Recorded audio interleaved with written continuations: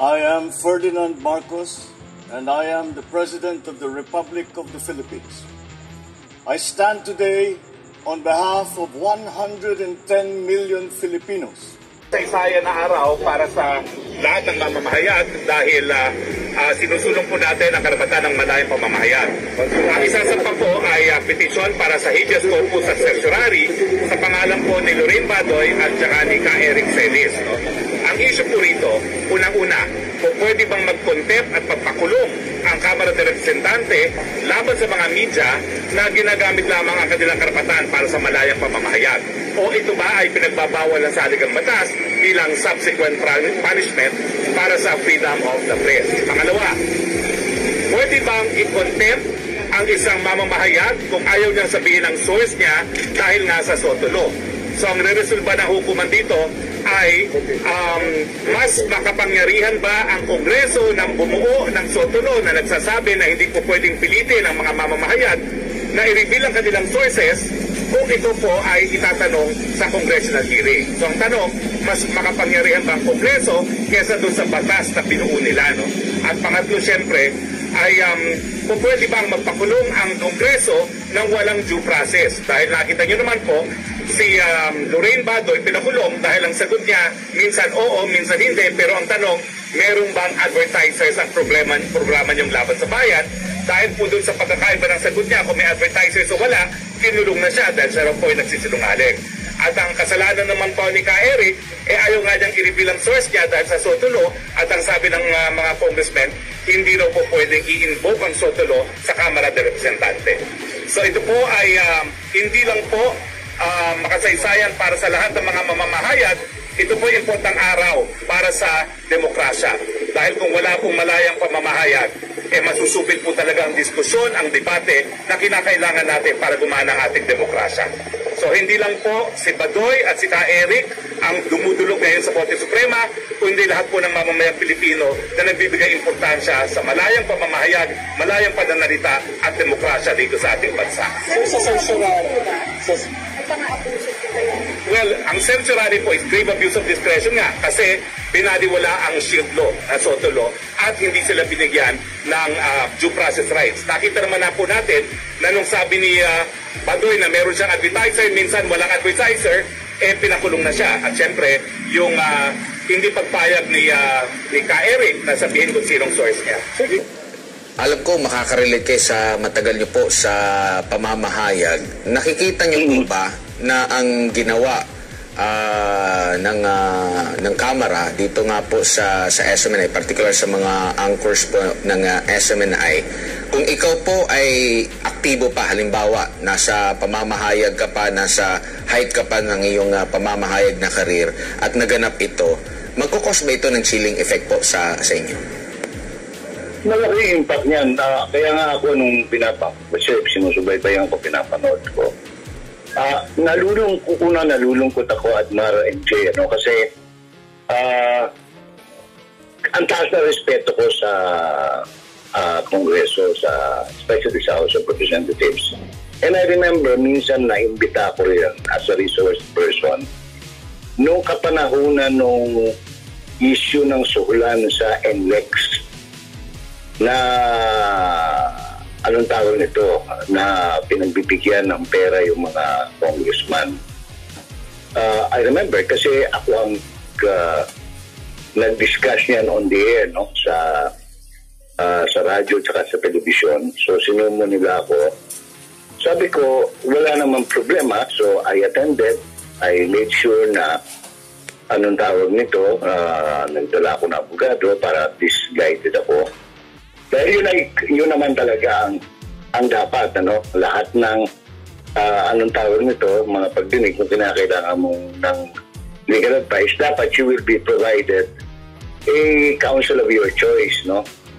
So, kasama ko noon sila Teteng Chudorte at saka si may isang abogado pa, no? Pagkatapos, yung sabi nila, kaya mo bang pangalanan? Sabi ko, sir, malinaw po ang Section 1 ng Republic Act 3 at Republic Act 1477 na hindi ko po pwedeng banggitin sa inyo ang source ng aking information. At tapos, kaya sabi nila, sige, kung hindi ba pwede, kaya mo bang sabihin in, tawag nito, in executive session? Sabi ko, sir, bakit po kinakailangan ng executive session?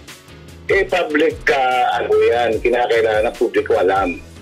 Ngayon, kung ako'y pipilitin ninyo, at kasi, katulad din mo, gusto nilang, anong pangalan nito, bigyan ako ng tawag nito, ng cite for contempt. Sabi ko, sir, kung isa-cite for contempt ninyo, ako, anong tawag nito, may as well ka ako, di sabihin ko na, pero ayoko na executive session, gusto ko open court. O sabi ko, sige, umpisahan na ho natin, Mr. Chairman, kako kay Congressman Abaya noon, umpisahan ho natin sa inyo, kompleto naman ako listahan dito, nandito naman halos yung lahat ng ibubulgar ko, kung gusto ninyo, kasi live naman tayo on TV, on camera, biglang sinuspend yung session, hindi na tinuloy. Kasi kompleto ako, pati video, pati Pero, ang mabuti naman, kasi nagkaroon ng bagong batas, yung Republic Act, yung SOTO law, ngayon, pagkatapos noon, which guarantees yung mga mamamahayag na hindi mapipilit na sabihin na ibulgar kung saan nanggaling ang source, no? Pero sa kaso nila Mr. Celis at saka ni Miss Padoy, anong tawag nito? Wala naman dapat anong tawag nito? Panggigipit ng gano'n. Kasi simple lang let them replay the video at doon makikita na nagtanong yung mama. Kaya ako tinatanong nga sa mga post ko kailan pa naging kasalanan sa mundo o maging sa Diyos yung pagtatanong. Kaya nga for them to cite the two anchors of SMNI with contempt, sa tingin ko kalabisan na yon. That is why I am glad that some lawyers are now filing cases of anong tawag nito sa Supreme Court ng habeas corpus. Isa pa at MJ, at Mark, maganda sigurong malaan ng mga taong bayan na dito lang siguro mga 2 weeks ago, kung di ako nagkakamali, nagkaroon ng landmark decision ng Supreme Court which now forms part of the laws of the land, yung kaso ng Farmally versus Senate, na sinasabi ng Supreme Court, while the court recognizes the contempt powers of Congress, it cannot abuse it. No? It hindi siya pwedeng abusuhin. Kaya, yan, malinaw yan, no? So, ewan ko, kasi nanghinayang ako at nalulungkot kasi yung chairman ng committee na nagtatanong, kaibigan ko pa yan, si Castam Bunting, ako ano ba nangyari? At yung asawa niyan, dating producer namin sa ABS-CBN. So, they should know kung ano yung mga patakaran. Tapos si Congressman Ako, dati namang gentleman yan at mananabong yan, katulad ko. Dati, hindi ko maintindihan bakit gano'n ang inaasta, no? Si Mr. Pimentel ng Surigao. Hindi ko rin maintindihan bakit gano'n ang inaasta niya. Hindi ko kilala yung ibang congressman, nakala mo parang mga asong ulul kung magtatanong, nawala yung respeto ko sa Mandali, no? Dito sa 19th Congress.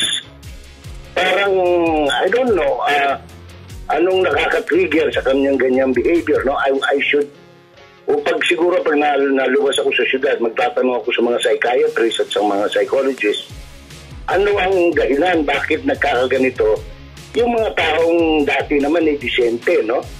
Ano kaya ang triggering social phenomenon, no? O psychological phenomenon Why are they acting like mad dogs, no? Hindi ko alam. Mga post ko kailan pa naging kasalanan sa mundo o maging sa Diyos yung pagtatanong. Kaya nga, for them to cite the two anchors of SMNI with contempt, sa tingin ko kalabisan na yon. That is why I am glad that some lawyers are now filing cases of anong tawag nito sa Supreme Court ng habeas corpus.